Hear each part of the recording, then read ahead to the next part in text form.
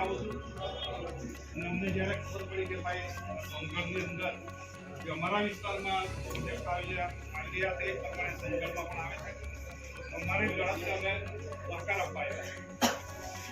મિત્રો કલ્પેશભાઈએ વાત કરી, રેખાનાબેને વાત કરી, અગાઉના વક્તાએ વાત કરી.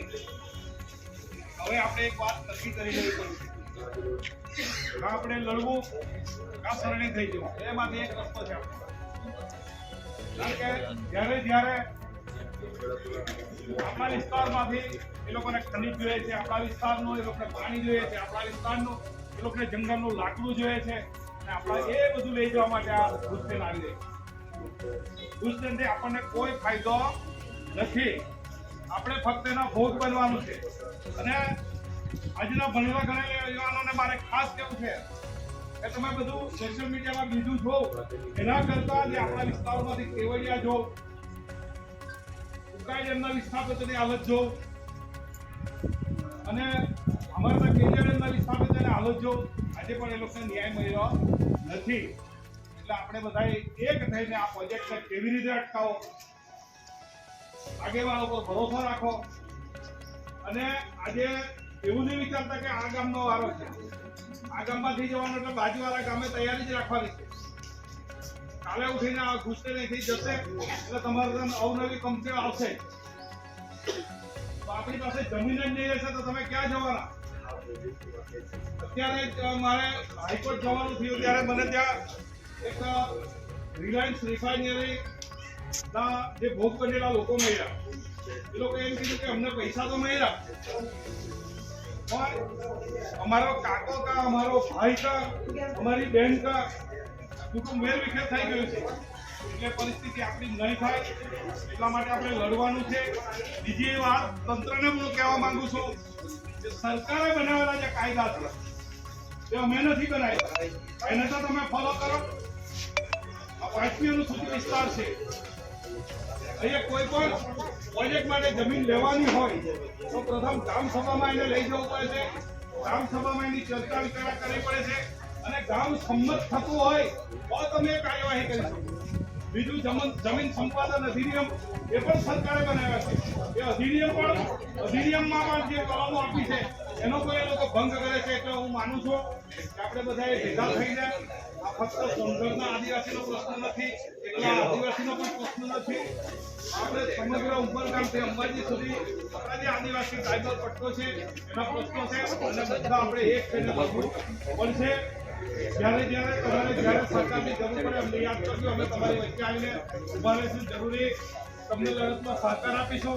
અને એક વાત નક્કી રાખજો કે આના માટે આપણે જેલ ભરવાનું આંદોલન કરવું પડશે. તૈયાર છો એના માટે? તૈયાર છો? અને આ 2024 આવે એને પણ ધ્યાનમાં રાખો. જ્યારે તમારા ભાઈને કોઈ આવે એમને પૂછજો કે ભાઈ અમારા વિસ્તારમાંથી આ પ્રોજેક્ટો લઈ જવા માટે સર્વે કરવા અને અમે વિરોધ કર્યો, એ દિવસે તમે લોકો કાં હતા? એમની પાસે પણ તમારે જવાબ માંગવો પડશે તો જ આ પ્રોજેક્ટ આવે. બાકી એ દિવસે આપણે લાલચ લોભામની લાલચમાં આવી જશો તો આપણે એમાં પતી જઈશું, રહેવાના નથી. એટલે આપણે દરેક ક્ષેત્રે જાગૃતિ રાખવી પડશે. સામાજિક ક્ષેત્રે બી જાગૃતિ રાખવી પડશે, રાજકીય ક્ષેત્રે પણ જાગૃતિ રાખવી પડશે. આપણે કોઈ પક્ષ પાર્ટીની વાત નથી કરતા, પણ એક મતદાર તરીકે આપણો અધિકાર છે. જ્યારે આપણી જમીન છીનવાઈ જતી હોય અને નેતાઓ જે ઘરે બેસી રહેતા હોય એવા નેતા આપણી વચ્ચે આવે ત્યારે આપણે એને પ્રશ્ન પૂછવાનો આપણો અધિકાર છે ને એને જવાબ આપવો પડશે.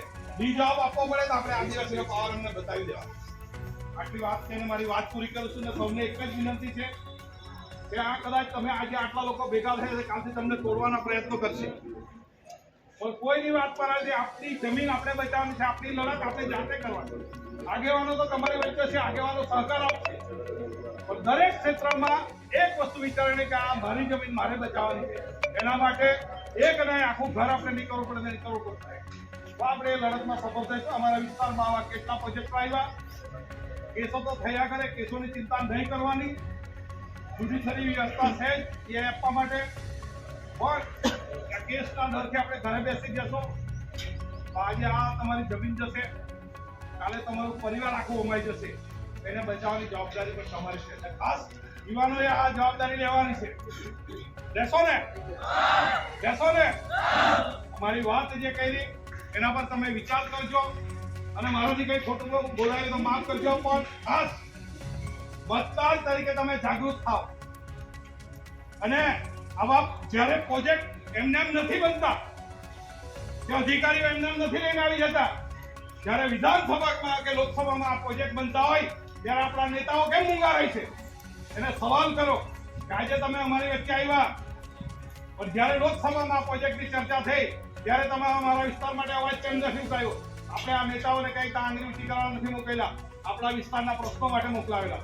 આ જાગૃતિ સાથે તમે એમની સામે અવાજ ઉઠાવજો. કોઈ લોકોને ખબર પડશે કે હવે મારો સમાજ જાગી ગયો છે અને સવાલ કરે છે. ત્યારે આપણા માટે કંઈક ખોટા કાયદા બનતા હોય તો એ લોકો બોલતા થશે. એ લોકોના કાન પકડવાની જવાબદારી આપણી છે. આટલી વાત કહીને મારી વાત પૂરી કરું છું. જય આદિવાસી, જોહાર.